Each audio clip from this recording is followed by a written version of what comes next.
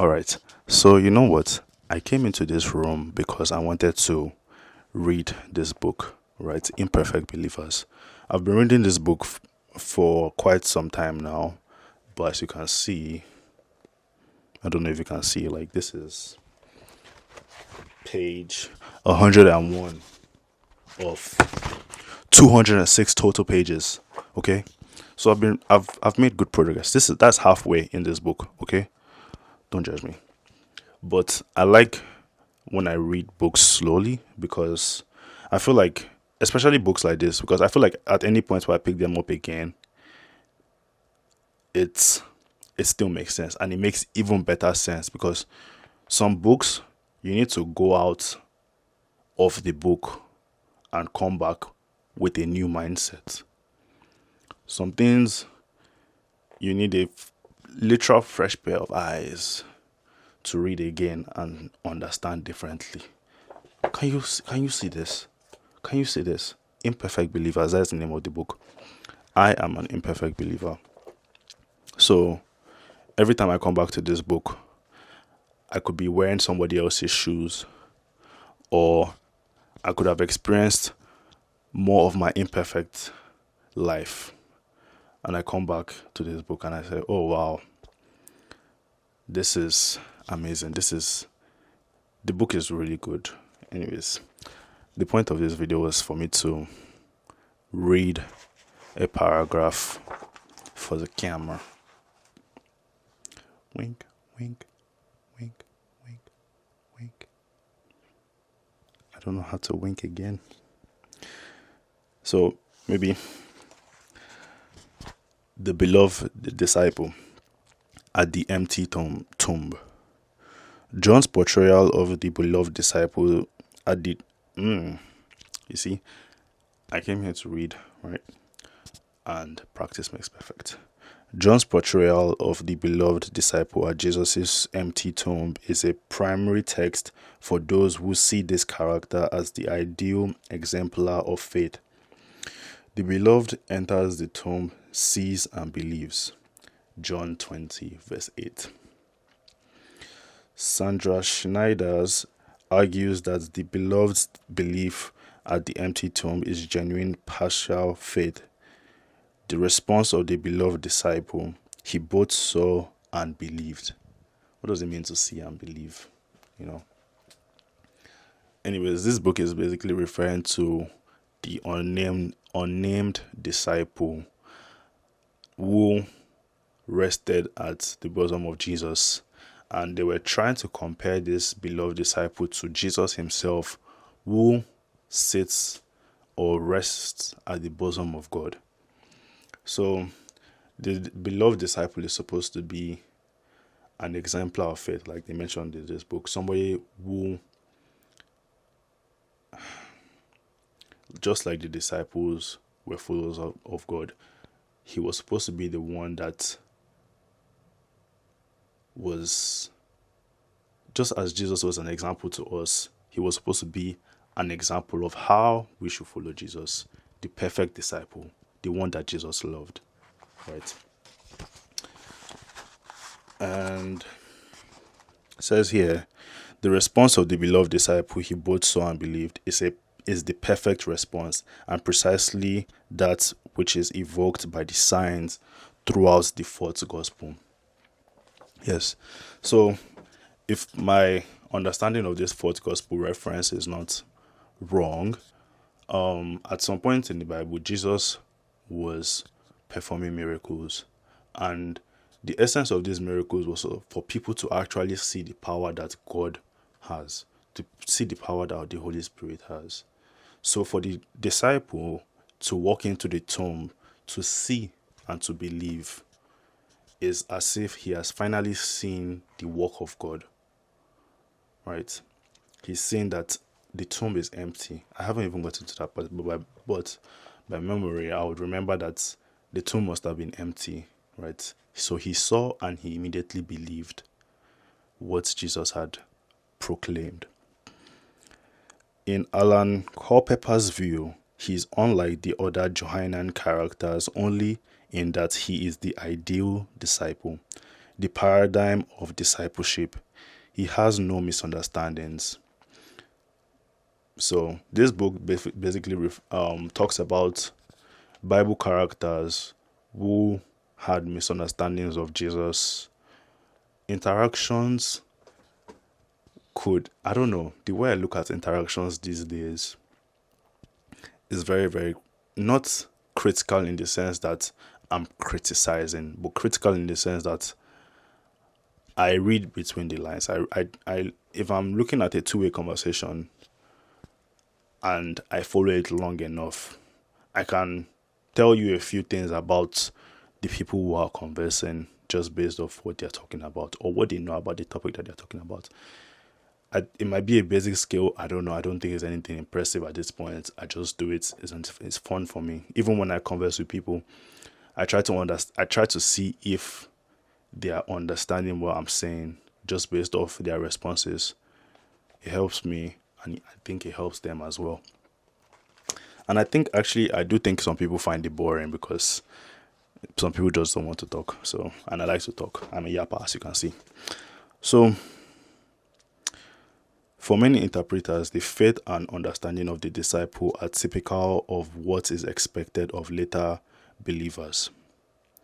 The beloved belief at the tomb is important. In John's rhetoric, all such belief is to be taken seriously as part of the gospel's aim, and the beloved's belief at this important moment in the narrative is significant, yet it is not without ambiguity. I like this because something can both be significant and ambiguous. Because one thing I've begun to understand about reading the Bible is that every event was important. It was a setup. It had double meaning, triple meaning, quadruple meaning, however you want to say it. The Bible was not a mistake. Because if you now read further and then there's a callback, it's like, oh shit. Oh damn. Oh my days. I read that back then. It makes sense now. Oh what? Where's the rest of the story? It's always something. And books like this also help because they are basically opening up this book is only referencing the book of John, if I'm not mistaken. Imperfect Believers, if I'm not mistaken, focuses on characters and how John interpreted those characters, wrote about those characters, including Jesus, the disciples, Mary and Martha, the beloved disciple, and who else? I don't know. Nicodemus. I think the first was Nicodemus. Yeah. Anyways, let's get back into it. The beloved's belief at the tomb is important. In John's rhetoric, all such belief is to be taken seriously as part of the gospel's aim, and the beloved's belief at this important moment in the narrative is significant, yet it is not without ambiguity. As some interpreters observe, the content of his belief is unstated. Some argue that he simply believes Mary Magdalene's reports. They have taken the Lord out of the tomb, and we do not know where they have laid him. Like I said, it is important. Because now, we are seeing that they are analyzing that he could have believed just based off what Mary Magdalene said. They are reading into his actions versus the context. Because what I saw was that he walked in there, he saw an empty tomb, and he just believed based off what Jesus had proclaimed. But what they are saying here is that he probably believed based off Mary Magdalene's report, where she said, they have taken the Lord out of the tomb and we do not know where they have laid him. So what they're trying to say is that maybe he did not believe in Jesus' proclamation, but rather he believed that Jesus was actually taken out, not that he was raised from the dead and walked out on his own. Do you understand what I'm saying? So, while each of these suggestions is logically possible in the flow of the narrative, the use of the word believe in the fourth gospel is likely to prepare the reader to understand the beloved disciple in a straightforwardly positive light. You see what I'm saying? Even the use of a particular word is the connection that they are withdrawing, which is something very, very interesting about understanding what people say. Because sometimes people might select a particular vocabulary just based off what they understand that those words mean. Sometimes you might have to understand what a word means to somebody when they use that word, because somebody's idea of freedom or success could mean definite different things.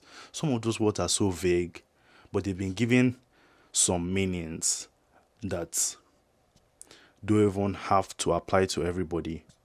I remember I was once in a relationship where somebody thought that making $200,000 a year was not good enough for success. I don't know what I need more than $200,000 a year to do. Like, I feel like if I could just afford my Netflix and my subscriptions and food to eat, I'm good. And even $200,000, like that, I mean, that's like a short list of things I would love to have, but how much more do I really want? Your idea of success could be $1 million. I'm not going to judge you for that.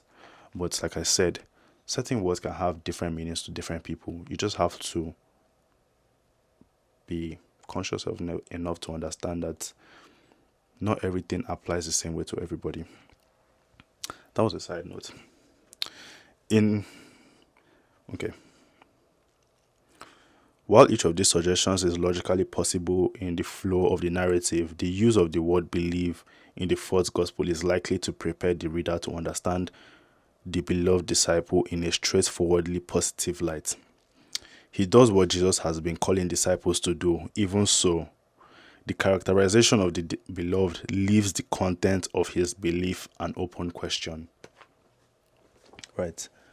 So, we've read that paragraph, and this is why I like this book, because he understands that the scripture, like the Bible itself, is a recording of events, right?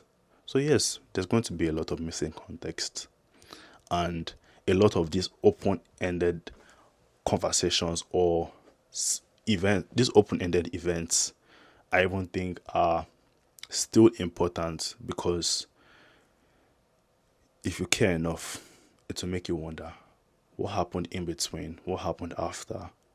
And I don't know how much time I have to indulge in media like this, because I still have to act out in the world. Like, this is for my personal growth, but I still have to, like I said, I spend a lot of time out of this book and I come back and I read it, because life just happens, right? But yes, also, as the Bible was being recorded, life could have been happening to these people as well. A lot of missing context. Sometimes when people read the Bible, they forget to include the fact that they were living years before us. There was no technology, there was no this. The political affairs might have been different, the economic situation might have been different, so many things might have been different. So books like this try to bring context into chapters or books of the Bible, and I enjoy them because it gives you a deeper understanding. And I personally love to have a deeper understanding. I don't know if you do.